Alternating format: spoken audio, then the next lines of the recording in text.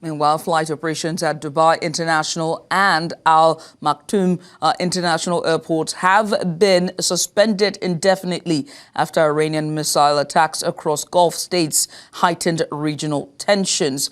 Now, authorities halted operations to protect passengers as hostilities escalated following joint U.S. and Israeli strikes on Iranian targets. Air defense systems in the United Arab Emirates and Qatar intercepted several missiles, though debris reportedly caused civilian casualties in Abu Dhabi. An Iranian strike also damaged a runway at Kuwait's Ali Al Salam's air base, affecting military operations. The developments have raised security concerns across the Gulf, with authorities maintaining heightened alert levels as the conflict continues to disrupt travel and regional stability. Joining us now to make sense of all this happening lately, we're joined first by global affairs analyst, and that's Alexander von Rugen. He joins us live from Canada. Also joining us here is international analyst Dr. Tony Epelle, who joins us virtually from Nigeria. Gentlemen, many thanks for joining us. We appreciate you for coming on. Let me start with Alexander. What could be the real goal behind the US-Israel joint strikes on Iran? Because at this rate, wouldn't the both of them be looking somewhat of like bullies in this stance? Well, you can say bullies, but I mean, what's led up to this point has been attempted failed negotiations. Iran drew a red line on what they were willing to concede and what they weren't. All they wanted to talk about was nuclear proliferation. But they didn't want to talk about missile building because they said that they have a right to defend themselves. They've got a point there. But what they don't want to talk about is their constant support of proxy terrorist groups, Houthis, Hezbollah, and Hamas. And you know, if you're funding terrorists, you are de facto already at war, even though you're going to give deniability. The attack in Israel of October 7th, where they killed 1,300 innocent concert goers, lays heavy on the emotions of Israel. I think if it were up to Israel, this attack would have happened months ago. But America has tried to negotiate. They said there's not going to be any leeway on giving in on missiles or supporting of proxy groups. Iran says they don't want to talk about it. They're thinking the longer they stretch out the negotiations, the more America will lean towards the middle and concede. They've made it clear that's not going to happen. The fact that America built up their arsenal around Iran now with the military, the Navy, the Air Force, it intimidated them. I don't know if it helped the negotiations. It was shotgun diplomacy, but they're serious about it. And Iran's leadership is theocratic. It's stubborn. I don't know if these two styles of negotiating can meet in the middle. This is the problem, and this has now resulted in a shot across their bow. From what I'm seeing, it could be more intense. It's not. I think the retaliatory actions of Iran now in the neighboring allies of America, particularly targeting U.S. embassies and military assets, were clearly laid out by Iran that they would do it. The collateral damage being suffered in Dubai right now, for example, they bombed the Fairmont Hotel on the Palm Jumeirah. That was either a misfired missile or it was intentional, but it had no tactical advantage, and that's going to hit hard on the Emiratis, bringing them into a conflict situation. Right.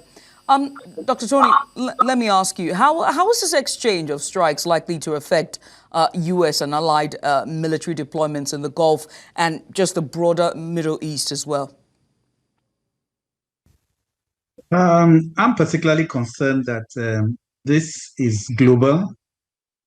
This is not confined to issues related to Iran and the United States. Only this morning, a Qatar flight took off from Lagos and had to return because of the hostilities in the Middle East. The major thing for me is the economic issues that have arisen. And one of them is the fact that the whole region is going to be avoided by the aviation industry. This is going to have a major impact, not just on that region in the Middle East, but it's going to have a major impact even on global tourism. It's probably going to have a major impact on the whole hospitality industry. Bookings have been made, the whole logistics industry. Cargo cannot move as previously arranged and scheduled. So it's not just about the region. It's not just about the strikes going on there, but about issues that affect global logistics. In particular, for us in Nigeria, is the whole issue of oil supply. This is going to have a major impact on oil supply and oil prices. As Right. you know, our national budget. Right. Well, we're going to get into that shortly, but we need to go on a short break. When we return, we'll talk about that. If you're just tuning in, you're watching News Now on East Central Television. Our analysts are on discussing the unrest in the Middle East. Let's go on a short break. After the break, we'll continue. Stay with us.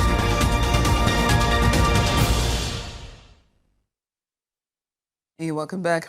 We continue with the issues going on, or rather the unrest going on in the Middle East as Israel and its ally U.S. continue their aerial strikes on Iran. Now, earlier, we're joined by Alexander von Rugen, who is an international analyst. Also joining us on the show was international analyst as well, Dr.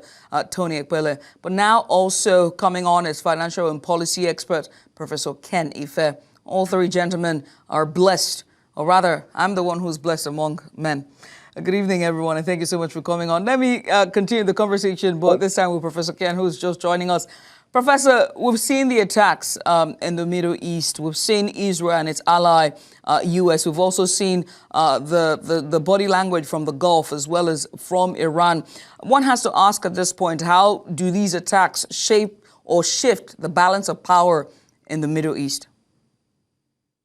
I think it's just unnecessary conflagration that we are going into now. And we now risk this being interpreted as a holy war. Totally unnecessary. And during the June US, Israel and Iran attack, it was contained. But now, this time around, America is leading the charge. So I don't think Iran would stop at anything. They would just transform that into a regional war. And already the repercussions are here. We've seen the digital assets slump, losing the cryptocurrencies and Bitcoin dropping by $128 billion in capitalization. We've seen the inflationary pressures are mounting because the increase in oil prices is just going to scatter all the plans of all the central banks to rein in inflation. So, and then bring down rates. Now they're all going to be changing their course now and going back to tightening. And we've seen the energy market. You've seen a sharp rise of over 15% now, over $80, and it will be heading to $100 a barrel. Not because there is, although we do know that we have excess supply by 4 million barrels per day, but the fact of war and the fact of 20% of the crude being shipped are going through the Strait of Hormuz, and it's just going to block that. And if care is not taken, they could even attack some of the tankers and cause a massive spillage in the whole of that Strait of Hormuz. So it's not going to be easy. It's not going to be easy, honestly. Right. So that would, and then once shipping and logistics are affected, the premium goes up, insurance premium goes up. And that also translates to prices. So there are many things that can go wrong. A lot of things can go wrong. And the thing is this, I can't see any resolve by America to put boots on the ground. So what exactly are you thinking you are going to achieve? You might actually achieve a more hostile replacement if you were in a position to knock out the current man. So what are we going to achieve? So we just have to see how it goes. But it's not good news at all. It's not good news. It's not good news. And you also told the same line of thought with Dr. Tony Epelle before the break, who also raised concerns about logistics and also the price of oil and gas and what it means for Nigeria when it comes to our budgetary targets in facilitating our preparation bill for 2026. But let me come to you, Mr. Alexander von Rugen, right? And also ask about, the issue here that's on ground. Now, we know that Tehran says that it was aware that the situation was going to get to this point, and yet they entered into a dialogue with the United States. Would you say that this is somewhat of a waste of time and national resources with all that was deployed into these negotiations, knowing fully well that it was going to come to this? Well, they have to posture themselves, keeping in mind the pressure from within. The broadcast made by Reza Pahlavi, the son of the former Shah, pushing for regime change. Iran has never been closer since in the last 50 years towards a regime change and internal rebellion. I think that's what has led also to these attacks, because their resentment towards the West and also towards their own people. Trump warned the Ayatollah. He says, if you're going to keep killing innocent protesters, we're going to come in to stop you. He got the support of the UN on that. That was posturing on the US side to justify these actions coming in. We know politicians are crossing the floor in their embassies in Europe. They're seeking asylum to get away from the Iranian regime. We don't know what strength they have on the ground, although the Israeli Mossad, which is deeply entrenched in Iran, probably has the best intel to offer for that. So when they advise their U.S. partners on these attacks, I think they're getting much better data from the ground. So America gave Iran the chance to do something in these negotiations, and they capitulated. They wanted them to capitulate, but they didn't. They focused strictly on nuclear. That was the narrative they wanted to hold. They didn't want to talk about supporting proxy wars, of which Africa is greatly affected by that. It is global, as my colleague said, but it's a disruptive global influence. Iran is now attacking all the allies in the Middle East. Is that going to bring them into a war? They're hoping they're going to destabilize the neighbors into rethinking their alliances with America. Right. So I don't think that's going to happen. I mean, if they're doing that, do you think that the neighboring countries would then be at risk of being drawn into a conflict and being forced to pick side or choose side? I mean, at this point, it seems that they are also intercepting missiles that are coming from Iran and is targeted to military bases in these neighboring countries.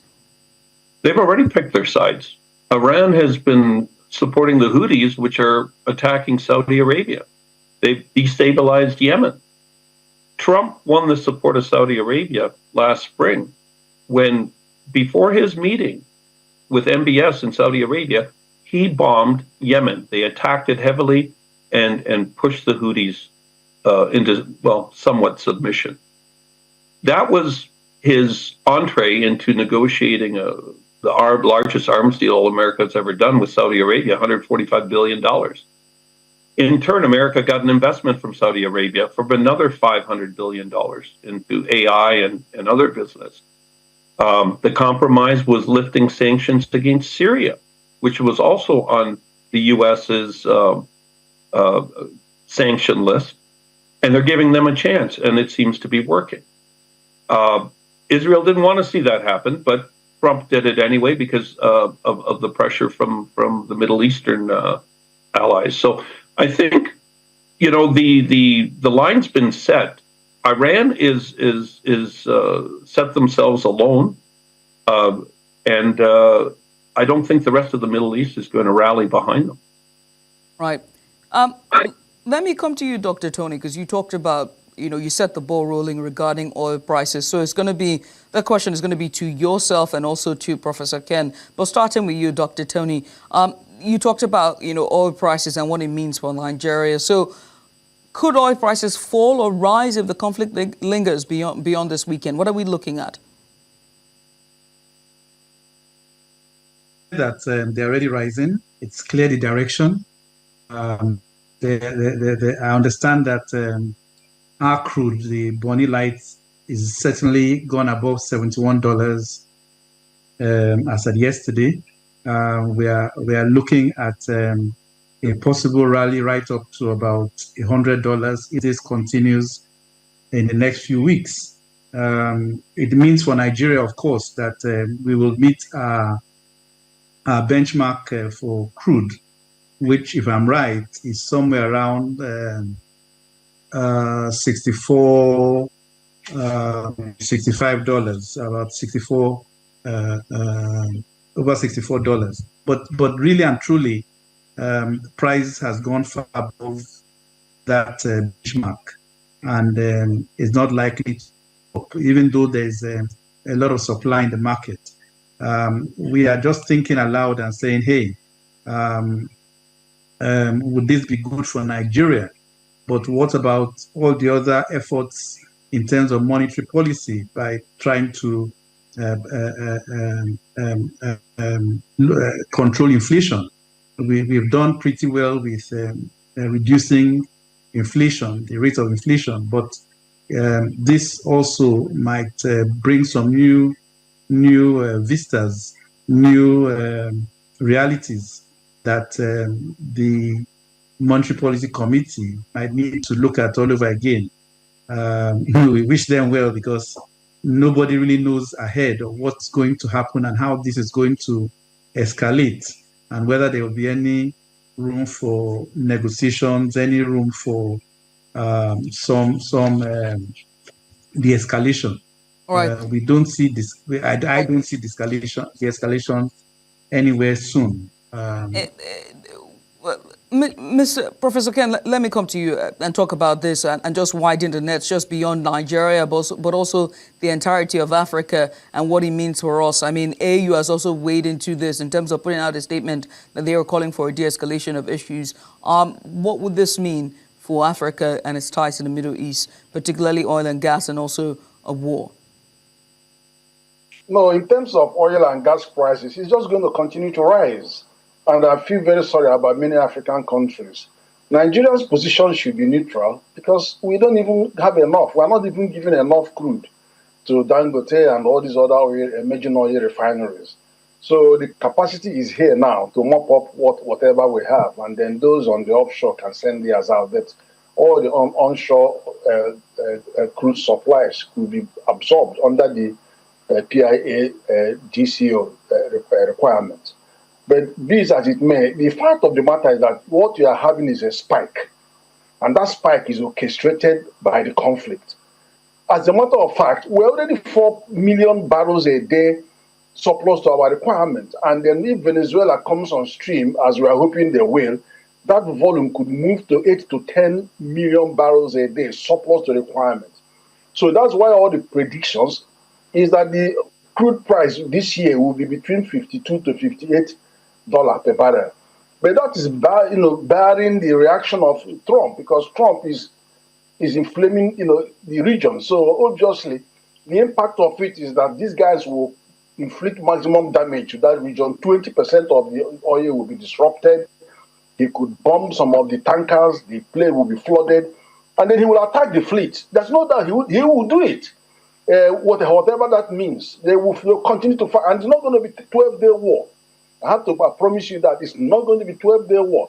The fact of the matter is, talking about negotiation, Trump is never sincere about the negotiation, because you can't come put a gun on somebody's head and then add so many things into the mix. He's no longer talking about nuclear. He's saying you have to bring all his missiles into the equation. You have to bring this, you have to bring that, meaning that he doesn't genuinely want to get a settlement.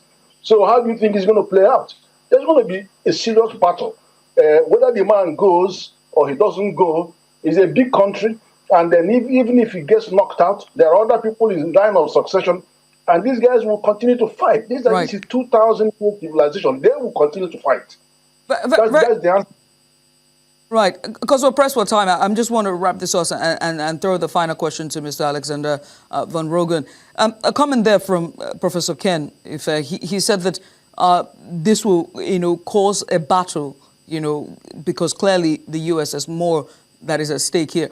Do you agree? Could the strikes escalate into a broader regional war? And can we, as a global village or as a world at this time, afford a regional war or conflict in the Middle East at this scale? Well, my colleague indicated oil prices are going up, and they are. But, let's look at Nigeria. You're in a unique situation. You're a net exporter of oil. Dangote's now up to capacity. I think he's 650,000 barrels a day. Tinubu can do a decree where domestic oil prices should stay lower. Just because the global prices go up does not mean that Nigeria's cost to produce goes up. To subsidize oil for its own citizens has happened in many countries. Venezuela had it, Libya had it. So to ease the pressure for Nigerians, I think it would be a great political move to cap domestic gas prices. In terms of the situation in the Middle East, it may be extended. The main country that's going to be affected is China, because 20%, although the Strait of Hormuz represents 20% of the world's oil flow, most of it goes to China.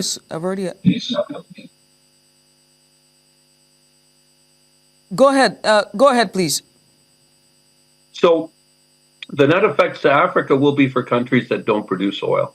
South Africa does about 900 million imports from the Middle East. Dangote can certainly offset that with exports to South Africa. There's already a relationship. East Africa, Kenya, Tanzania, Uganda, the Horn, some countries produce, but they have low refining capacity. So they're going to be affected. The Venezuelan increase in production, from my estimates, aren't going to hit over 2.5 million barrels a day for at least 18 to 24 months. They need major repairs in their oil patch, although that will make up for some of the vacuum left here. I think the situation will be corrected. I don't see anyone wanting a prolonged war, and with the disruption within Iran right now, I think the insurrection is going to pick up momentum, put pressure on the existing regime. Keep in mind, this is a theocratic regime with a supreme leader that's 86 years old. You have to question what is the life expectancy of that regime? How long can they fight? Right. Gentlemen, I must say thank you so much for taking out the time to join us. Professor Epelle, do you want to add something there? Because I saw you itching to say something. Do you want to add something there? Just very quickly. Well, really and truly, how are we going to sort out sorry, I was talking to Professor issues? Go ahead. Okay, very quickly, because go ahead, Doctor. You got 30 seconds, Doctor, and then Professor has 30 seconds. To be scampering for safety, and it's debatable how US dollar is going to respond to this, whether it's going to take a hit or whether it's going to, but it is a very, very uncertain period right now, very, very unsettling. Dr. Tony, very quickly, your final thoughts, 30 seconds. Well, the central bank in Nigeria and many other African countries really have to look again at their monetary policy and how this can align with their fiscal responsibilities. Because right now we have a major issue on our hands in terms of where the FX rates will head. All right. Gentlemen, I must say thank you for taking out the time to join us. Mr. Alexander von Rugen, thank you so much. Global international analyst. Also joining us is Dr. Tony Epelle, as well as Professor Ken Epelle. Gentlemen, once again, thank you.